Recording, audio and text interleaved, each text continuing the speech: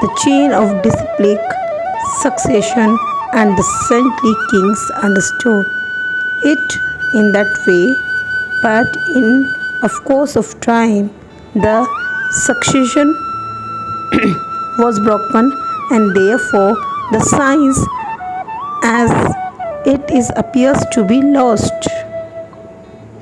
It is clearly stated that the Gita is specially meant for the saintly kings because they were to execute its purpose in ruling over the citizens. Certainly, Bhagavad Gita was never meant for the demonic persons who would dissipate its value for no one's benefit and would devise all types of interpretations according to personal whims. As soon as the original purpose was scattered by the motives of the unscrupulous commentators, there arose the need to establish the disciplic succession. 5,000 years ago, it was detected by the Lord Himself that the disciplic succession was broken, and therefore He declared that the purpose of the Gita appeared to be lost. In the same way, at the present moment also there are so many editions of the Gita, especially in English, but almost all of them are not according to authorized disciplic succession.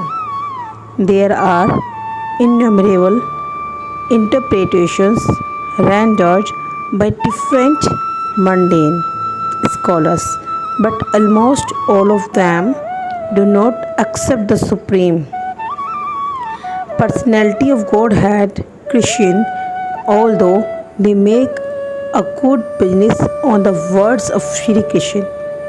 This spirit is demonic because demons do not believe in God but simply enjoy the property of the Supreme.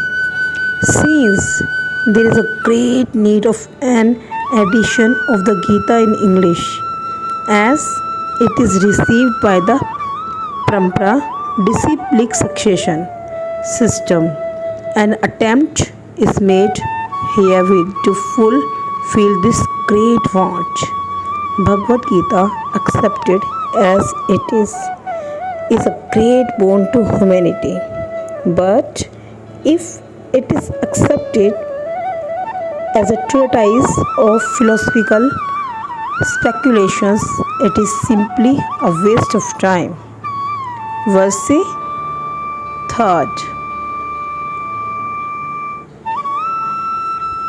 That very ancient science of the relationship with the Supreme is today told by me to you because you are my devotee as well as my friend and can therefore understand the transcendental mystery of this science. There are two classes of men, namely the devotee and the demon. The Lord selected Arjuna as a recipient of this great science owing to his being a devotee of the Lord. But for the demon, it is not possible to understand this great mysterious science. There are a number of editions of this great book of knowledge. Some of them have commentaries by the devotees and some of them have commentaries by the demons. Commentations by the devotee is real, whereas that of the demons is useless. Arjuna accepts Shri Krishna as the Supreme Personality of Godhead, and any commentary on the Gita following in the footsteps of Arjuna is real devotional service to the cause of this great science. The demonic, however, do not accept Lord Krishna as he is. Instead, they concoct something about Krishna and mislead general readers from the path of Krishna instructions. Here is a warning about such misleading paths. One should try to follow the disciplic succession from Arjun and thus be benefited by this great science of Srimad Bhagavad Gita. Verse is fourth. Arjun said, Arjun said, God Vivasvan is senior by birth to you. How am I to understand that in the beginning you instructed this science to him? Arjun is an accepted devotee of the Lord. So, how could he not believe Krishna's words? The fact is that Arjun is not inquiring for himself, but for those who do not believe in the Supreme Personality of Godhead, or for the demons who do not like the idea that Krishna should be accepted as the Supreme Personality of Godhead. For them only, Arjun inquiries on this point as if he were himself not aware of the personality of Godhead or Krishna, as it will be evident from the 10th chapter. Arjun knew perfectly well that Krishna is the Supreme Personality of Godhead, the fountainhead of everything, and the last word in transcendence. Of course, Krishna also appeared as a son of Devaki on this earth. How Krishna remained the same Supreme Personality of Godhead, the eternal original person, is very difficult for any ordinary man to understand. Therefore, to clarify this point, Arjun put this question before Krishna so that he himself could speak authoritatively that Krishna is the supreme authority, is accepted by the whole world, not only at present but from time immemorial, and the demons alone reject him. Anyway, since Krishna is the authority accepted by all, Arjun put this question before him in order that Krishna would describe himself without being depicted by the demons, who always try to distort him in a way understandable to the demons and their flaws. It is necessary that everyone, for his own interest, know the science of Krishna. Therefore, when Krishna himself speaks about himself, it is auspicious for all the words. To the demons, such explanation by Krishna himself may appear to be strange because the demons always study Krishna from their own standpoint. But those who are devotees heartily welcome the statements of Krishna when they are spoken by Krishna himself. The devotees will always worship such authoritative statements of Krishna because they are always eager to know more and more about him. The atheists who consider Krishna an ordinary man may in this way come to know that Krishna is superhuman, that he is the eternal form of bliss and knowledge, that he is transcendental, and that he is above the domination of the modes of material nature and above the influence of time and space. A devotee of Krishna like Arjun is undoubtedly above by misunderstanding of the transcendental position of Krishna. Arjun's putting this question before the Lord is simply an attempt by the devotee to defy the atheistic attitude of persons who consider Krishna to be an ordinary human being subject to the modes of material nature. Verses 5th. The personality of Godhead said, Many, many births both you, and I have passed. I can remember all of them, but you cannot, O subduer of the enemy. In the Brahm Samhita, we have information of many, many incarnations of the Lord. It is stated there. I worship the Supreme Personality of Godhead, Govind, who is the original person, absolute, infallible, without beginning, although expanded into ultimate forms. He is still the same original, the oldest, and the person always appearing as a fresh youth. Such eternal, blissful, all-knowing forms of the Lord are usually understood by the best Vedic scholars, but they are always manifest to pure, unalloyed devotees. It is also stated in Brahm Samhita. I worship the Supreme Personality of Godhead, Govind, who is always situated in various incarnations, such as Ram, Nishma,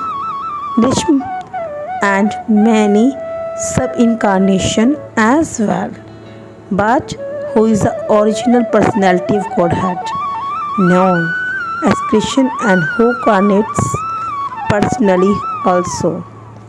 In the Veds also it is said that the Lord, although one without a second, manifests himself in innumerable forms. He is like the Vedaya stone, which changes color yet still remains one. All those multiforms are understood by the changed color yet still remains one. All those multiforms are understood by the pure, unalloyed devotee, but not by a simple study of Veds. Devotees like Arjun are constant companions of the Lord, and whenever the Lord incarnates, the associate devotees also incarnate in order to serve the Lord in different capacities. Arjun is one of these devotees, and in this verse it is understood that some millions of years ago, when Lord Krishna spoke the Bhagavad Gita to the sun god Vivasvan, Arjun, in a different capacity, was also present, but the difference between the Lord and Arjun is that the Lord remembered the incident, whereas Arjun could not remember. That is the difference between the part and partial living entity and the Supreme Lord. Although Arjun is addressed herein as the hero, as a mighty hero who could subdue the enemies. He is unable to recall what had happened in his various past births. Therefore, a living entity, however great he may be in the material estimation, can never equal the Supreme Lord. Anyone who is a constant companion of the Lord is equal the Supreme Lord. Anyone who is a constant companion of the Lord is certainly a liberated person, but he cannot be equal to the Lord. The Lord is described in the Brahm Samhita as infallible, which means that he never forgets himself, even though he is in material contact. Therefore, the Lord and the living entity can never be equal in all respects. Even if the living entity is as liberated as Arjun, although Arjun is a devotee of the Lord, he sometimes forgets the nature of the Lord, but by the divine grace is a devotee can at once understand the infallible condition of the Lord, whereas a non-devotee or a demon cannot understand this transcendental nature. Consequently, these description in the Gita cannot be understood by demonic brains. Krishna remembered acts which were performed by him millions of years before. But Arjun could not, despite the fact that both Krishna and Arjun are eternal in nature. We may also note herein that a living entity forgets everything due to his change of body, but the Lord remembers because he does not change his body. He is Advaita, which means there is no distinction between his body and himself. Everything in relation to him is spirit, whereas the conditioned soul is different from his material body. And because the Lord's body and self are identical, his position is always different from that of the ordinary living entity. Even when he descends to the material platform, the demons cannot adjust themselves to this transcendental nature of the Lord, which the Lord himself explains in the following verse. Verse 6. Although I am unborn and my transcendental body never deteriorates, and although I am the Lord of all living entities, I still appear in every millennium in my original transcendental form. The Lord has spoken about the peculiarity of his birth. Although he may appear like an ordinary person, he remembers everything of his many past births, whereas a common man cannot remember what he has done even a few hours before. If someone is asked when he did exactly at the same time one day earlier, it would be very difficult for a common man to answer immediately. He would surely have to dredge his memory to recall what he was immediately. He would surely have to dredge his memory to recall what he was doing exactly at the same time one day before. And yet, men often dare claim to be God and Christian. One should not be misled by such meaningless claims. Then again, the Lord explains His Prakriti or His form. Prakriti means nature as well as Sarup or one's own form. The Lord says that He appears in His own body. He does not change His body as the common living entity changes from one body to another. The conditioned soul may have one kind of body in the present birth, but he has a different body in the next birth in the material world. The living entity has no fixed body but transmigrates from one body to another. The Lord, however, does not do so. Whenever He appears, He does so in the same original body by His internal potency. In other words, Christian appears in this material world in his original eternal form with two hands holding a flute. He appears exactly in his eternal body, uncontaminated by this material world. Although He appears in the same transcendental body and is Lord of the universe, it still appears that He takes His birth like an ordinary living entity, and although His body does not deteriorate like a material body, it still appears that Lord Krishna grows from childhood to bodyhood and from boyhood to youth. But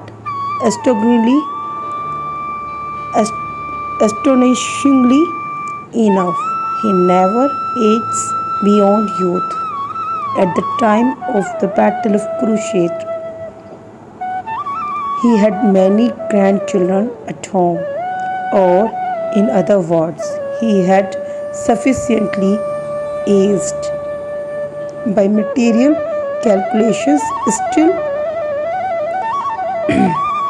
He looked just like a young man, 20 or 25 years old. He never see a picture of Krishna in old age because He never grows old like us. Although He is the oldest person in the whole creation, past, present, and future, neither His body nor His intelligence ever deteriorates or changes. Therefore, it is clear that in spite of His being in the material world, He is the same unborn, eternal form of bliss and knowledge, changeless in His transcendental body, and intelligence. Factually, His appearance and disappearance is like the sun's rising, moving before us, and then disappearing from our eyesight. When the sun is out of sight, we think the sun is sad. And when the sun is before our eyes, we think that the sun is on the horizon. Actually, the sun is always in its fixed position, but owing to our defective, insufficient senses, we calculate the fixed position, but owing to our defective, insufficient sense, we calculate the appearance and disappearance of the sun in the sky.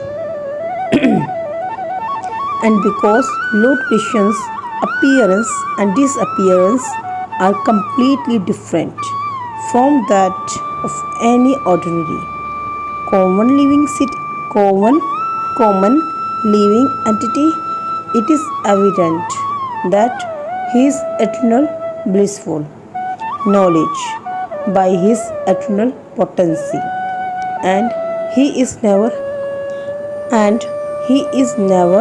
contaminated by material nature.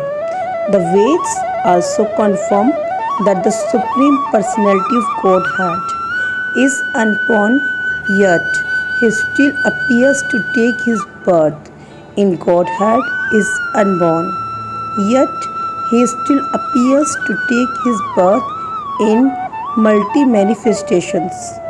The Vedic supplementary literatures also confirm that even though the Lord appears to be taking his birth, he is still without change of body. In the Bhagavatam, he appears before his mother as Narayan with 4 hands and the decorations of the 6 kinds of full opulences. His appearance in his original eternal form is his causeless mercy bestowed upon the living entities so that they can concentrate on the Supreme Lord as he is and not on mental concoctions or imaginations, which the impersonalists wrongly thinks the Lord's forms to be. The word Maya or Atma Maya refers to the Lord's causeless mercy according to the Vishwakosh dictionary. The Lord is conscious of all of his previous appearances and disappearances, but a common living entity forgets everything about his past body as soon as he gets another body. He is the Lord of all living entities because he performs wonderful and superhuman activities while he is on the earth. Therefore, the Lord is always the same absolute truth and is without differentiation between his form and self, or between his quality and body. A question may now be raised as to why the Lord appears and disappears in the world. This is explained in the next verse. Verse is 7th. Whenever and wherever there is a decline in religious practice or dissident of Bharat and a predominant rise of religion at that time, I dissent myself. The word is significant herein. Significant cannot be used in the sense of creation because according to the previous verse there is no creation of the Lord's from our body. Since all of the forms are eternally existent. Therefore, significant means that the Lord manifests himself as he is. Although the Lord appears all schedule, namely at the end of the Dvapara Yuga of the 28th millennium of the 7th Manu in one day of Brahma. He has no obligations to adhere to such rules and regulations because he is completely free to act in many ways at his will. He therefore appears by his own will. Whenever there is a predominance or irreligiosity and a disappearance of true religion, principles of religion are laid down in the Veds, and any discrepancy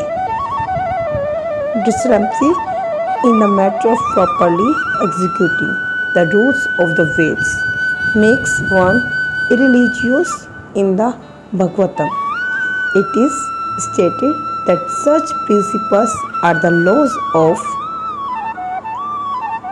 the Lord only.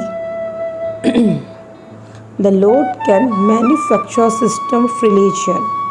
The Veds are also accepted as originally spoken by the Lord himself to Brahma from within his heart. Therefore, the principles of Dharma or religion are the direct orders of the Supreme Personality of Godhead. These principles are clearly indicated throughout the Bhagavad Gita. The purpose of the Veds is to establish such principle under the order of the Supreme Lord, and the Lord directly orders at the end of the Gita that the highest principle of religion is to surrender unto him only and nothing more. The Vedic principles push one towards complete surrender unto him, and whenever such principles are disturbed by the demonious the world, the Lord appears. From the Bhagavatam, we understand that Lord Buddha is the incarnation of Krishna, who appeared when materialism was rampant and materialists were using the pretext of the authority of the Veds, although there question restrictive rules and regulations regarding animal sacrifice for particular purposes in the Veds. People of demonic tendency still took to animal sacrifice without reference to the Vedic principles. Lord Buddha appeared to stop this nonsense and to establish the Vedic principle of non-violence. Therefore, each and every avatar or incarnation of the Lord has a particular mission, and they are all described in the revealed scriptures. No one should be accepted as an avatar unless he is referred to by scriptures. It is not a fact that the Lord appears only on Indian or soil. He can manifest himself anywhere and everywhere and whenever he desires to appear. In each and every incarnation, he speaks as much about religion as can be understood by the particular people under their particular circumstances. But the mission is the same, to lead people to God, consciousness, and obedience to the principles of religion. Sometimes he descends personally, and sometimes he sends his bona fide representative in the form of his son or servant or himself in some disguised form. The principles of the Bhagavad Gita were spoken to Arjun, and for that matter to other highly elevated persons, because he was highly advanced compared to ordinary persons. In other parts of the world, 2 plus 2 equals 4 is a mathematical principle. That is true in the beginners arithmetic class and in the advanced class as well. Still, there are higher and lower mathematics in all incarnations of the world. Therefore, the same principles are taught, but they appear to be higher and lower in varied circumstances. The higher principles of religion begin with the acceptance of the four orders and the four statuses of social life, as will be explained later. The whole purpose of the mission of incarnations is to arouse Christian consciousness everywhere. Such consciousness is manifest and non-manifest only under different circumstances. Verse 8.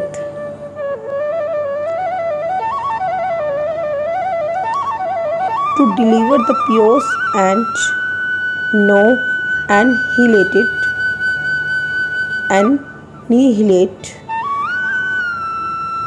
the miscreants, as well as to reestablish the principles of religion, I myself appear millennium after millennium. According to Bhagavad Gita, is sadhu, a holy man, is a man in Christian consciousness. A person may appear to be religious, but if he has the qualification of Christian consciousness, holy and fully, he is to be understood to be a sadhu, and duskram applies to those who do not care of Christian consciousness. Such miscreants or are described as foolish and the lowest of mankind, even though they may be decorated with mundane educations.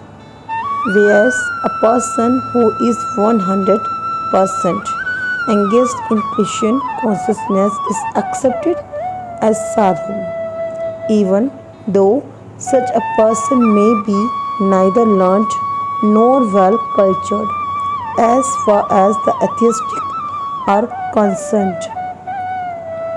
It is not necessary for the Supreme Lord to appear as he is to destroy them, as he did with the demons Ravan and Kamsa. The Lord has many agents who are quite competent to vanquish demons, but the Lord especially descends to appease his annoyed devotees who are always harassed by the demoniac. The demon harasses the devotee, even though the latter may happen to be his king. Although Prahlad Maharaj was the son of Hiranyakashipu, he was nonetheless persuaded by his father. Although Devaki, the mother of Krishna, was a sister of Kamsa, she and her husband Vasudev were persuaded only because Krishna was to be born of them.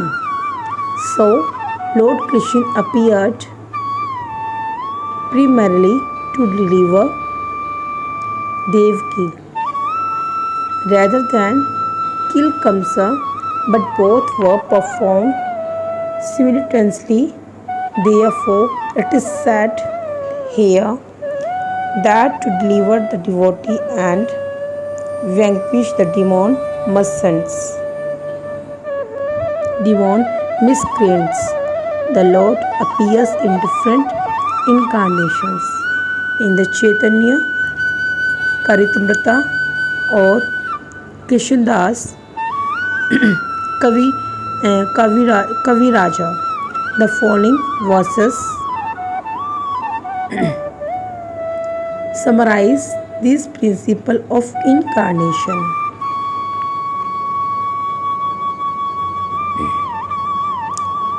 The incarnation of Godhead descends from the kingdom of God for material manifestation, and the particular form of the personality of Godhead whose so descends is called an incarnation or avatar.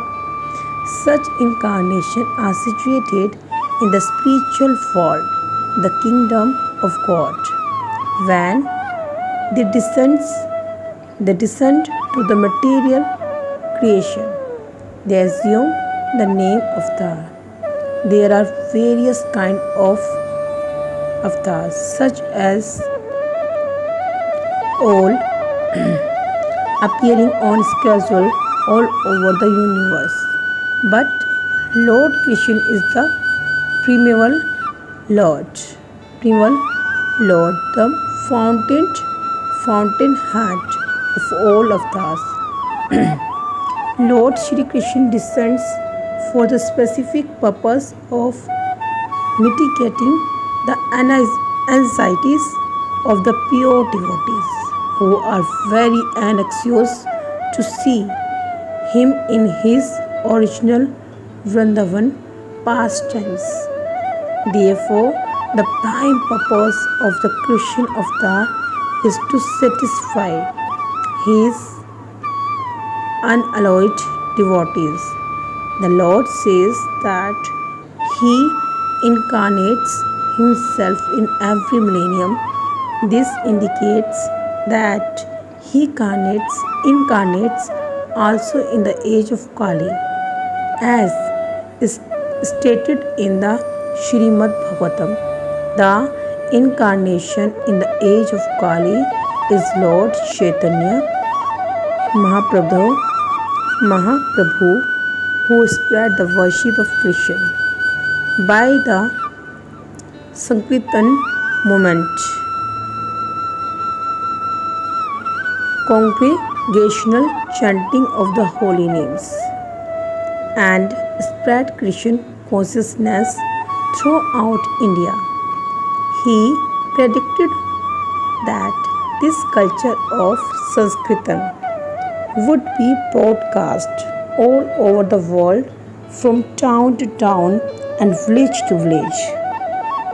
Lord Chaitanya as the incarnation of Krishna, the personality of Godhead, is described secretly but not directly in the confidential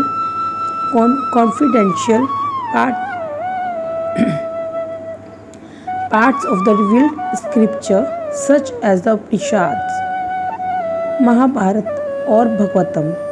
The devotees of Lord Krishna are very much attracted by the Sankirtan movement of Lord Chaitanya. This avatar of the Lord does not kill the miscreants but delivers them by his causeless mercy. Verse is ninth. One who knows the transcendental nature of my appearance and activities does not upon leaving the body take his birth again in this material world, but attains my eternal abode, O Arjun. The Lord descent from his transcendental abode is already explained in the sixth verse. One who can understand the truth of the appearance of the personality of Godhead is already liberated from material bondage, and therefore he returns of the kingdom of God immediately after quieting this present material body. Such liberation of the living entity from material bondage is not at all easy. The impersonalists and the yogi attain liberation only after much trouble and many births. Even then, the liberation they achieve, merging into the impersonal Brahmjyoti of the Lord, is only partial, and there is a risk of returning to this material world. But the devotee, simply by understanding the transcendental nature of the body and activities of the Lord, attains the abode of the Lord after ending this body, and does not run the risk of returning to this material world. In the Brahm Samhita, it is stated that the Lord has many forms and incarnations. Advaitam, although there are many transcendental forms of the Lord, they are still one and the same Supreme Personality of Godhead. One has to understand this fact with conviction, although it is incomprehensible to mundane scholars and empiric philosophers as stated in the Veds. The one Supreme Personality of Godhead is eternally engaged in many transcendental forms in relationship with his unalloyed devotees. This Vedic version is confirmed in this verse of the Gita personally by the Lord. He who accepts this truth on the strength of the authority of the Veds and of the Supreme Personality of Godhead, and who does not waste time in philosophical speculations, attains the highest perfectional stage of liberation simply by accepting this truth on faith. One can without a doubt attain liberation. The Vedic version is actually applied in this case. Anyone who understands Lord Krishna to be the Supreme, or who says unto the Lord, "You are the same Supreme Brahman," the personality of Godhead is certainly liberated instantly, and consequently his entrance into the transcendental association of the Lord is guaranteed. In other words, such a faithful devotee of the Lord attains perfection, and this is confirmed by the following Vedic association. One can attain the perfect state of liberation from birth and death simply by knowing the Lord, the Supreme Personality of Godhead, and there is no other way to achieve This perfection, that there is no alternative, means that anyone who does not understand Lord Krishna as the Supreme Personality of Godhead is surely in the mode of ignorance, and consequently he will not attain salvation simply. So, to speak, by licking the outer surface of the bottle of honey, or by interpreting the Bhagavad Gita according to mundane scholarship. Such empiric philosophers may assume very important rules in the material world, but they are not necessarily eligible for liberation. Such puffed up mundane scholars have to wait for the causeless mercy of the devotee of the Lord. One should therefore cultivate Christian consciousness with faith and knowledge, and in this way attain perfection. Verse strength.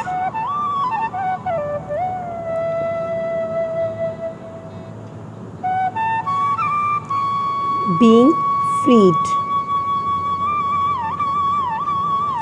Being freed from attachment, fear, and anger, being fully absorbed in me and taking refuge in me. Many persons in the past became purified by knowledge of me, and thus they all attained transcendental love for me.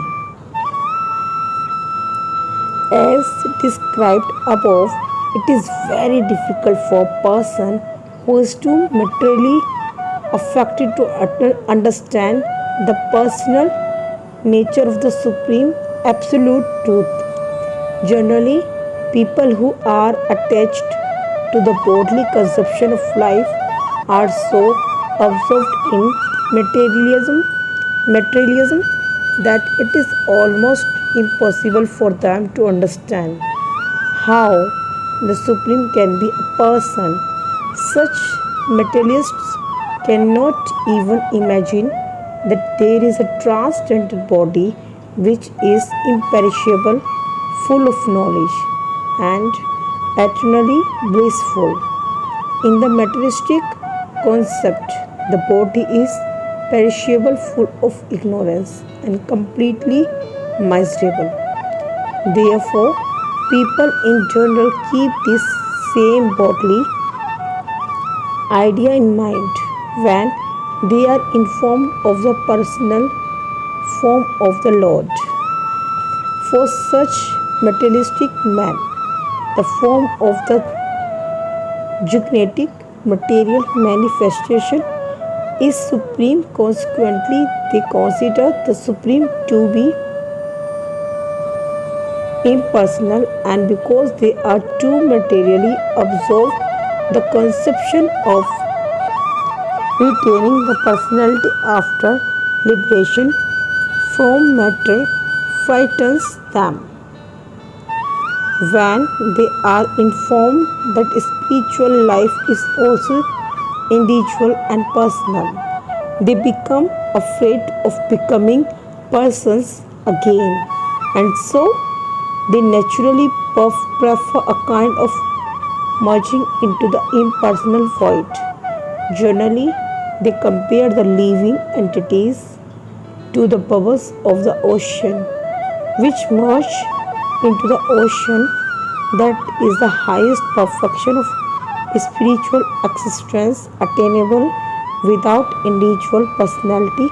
This is a kind of fearful stage of life, devoid of perfect knowledge of spiritual existence.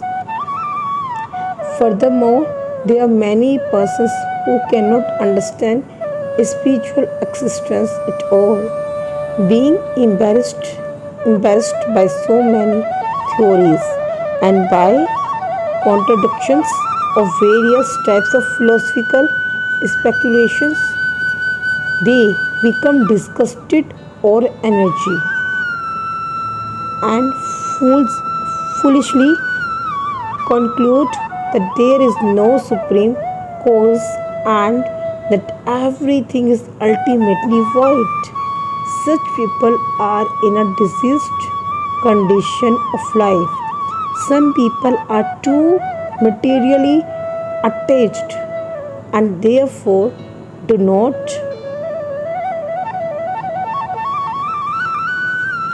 give attention to spiritual life. Some of them want to merge into the supreme spiritual cause, and some of them disbelieve in everything, being angry at all sorts of spiritual speculation of hopelessness. This caste class of men take to the shelter of some kind of intoxication and their affective hallucinations are sometimes accepted as spiritual vision. One has to get rid of all three stages of attachment to the material world: negligence of spiritual life, fear for spiritual personal identity, and the conception of void that arises from frustration in life. To get free from these three states of the material concept of life, one has to take complete shelter of the Lord, guided by the bona fide spiritual master. To take complete shelter of the Lord, guided by the bona fide spiritual master, and follow the disciplines and regulative principles of devotional life. The last stage of this devotional life is called bhav, or transcendental love of Godhead. According to Bhakti,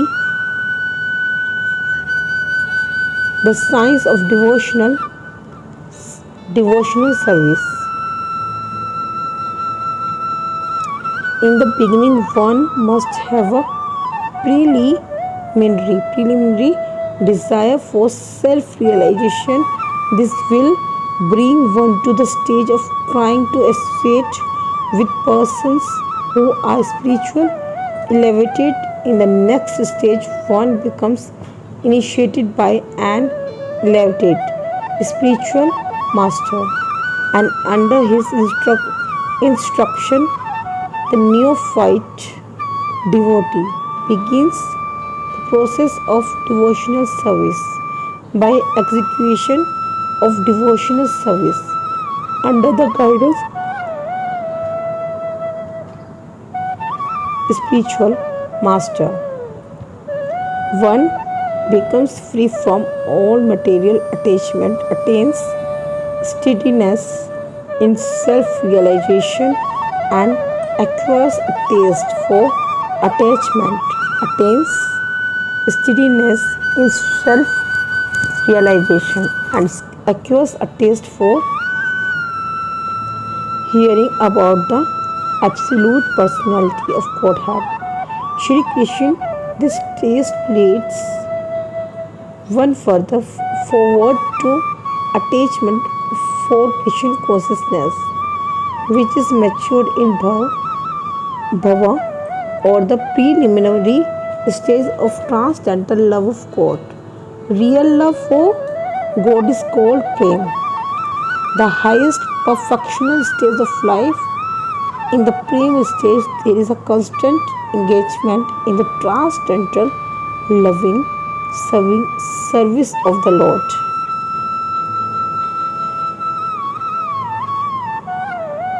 So, by the slow process of devotional service under the guidance of the bona fide spiritual master, one can attain the highest stage, being freed from all material attachment, from the fearfulness of one's individual spiritual personality, and form of frustrations that result in void, philosophy, then one can ultimately attain to the abode of the Supreme Lord.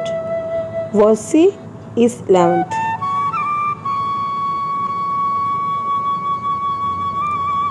Translation. As all surrender unto me, I reward them accordingly. Everyone follows my path in all respects, O son of path. Everyone is searching for Krishna in the different aspects of his manifestations. Krishna, the Supreme Personality of Godhead, is partially realized in his personal Brahmjyoti, effulgence, and as the all-pervading super soul dwelling within everything, including the particles of atoms. But Krishna is fully realized only by his pure devotees. Consequently, Krishna is the object of everyone realization, and thus anyone and everyone is satisfied according to one's desire to have him. In the transcendental world, also Krishna reciprocates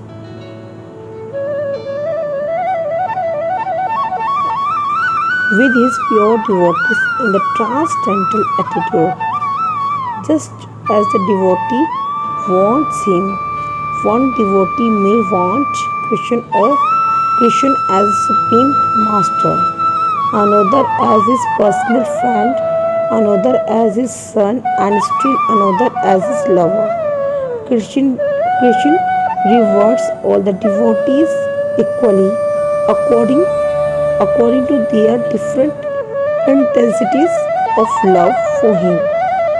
In the material world, same reciprocations of feelings are there, and they are equally exchanged by the Lord with the different types of worshippers. The pure devotees both are here and in the transcendental abode.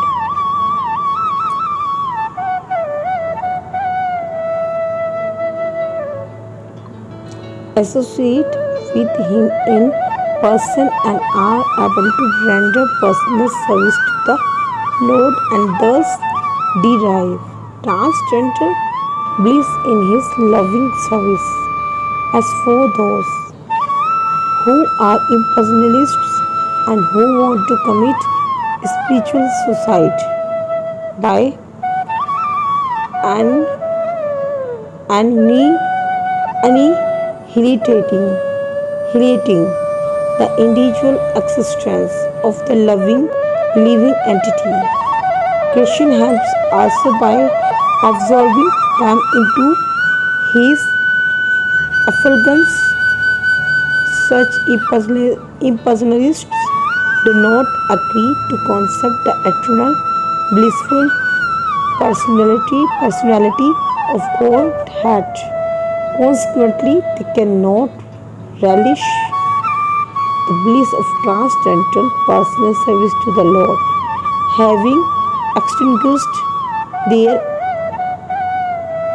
individuality.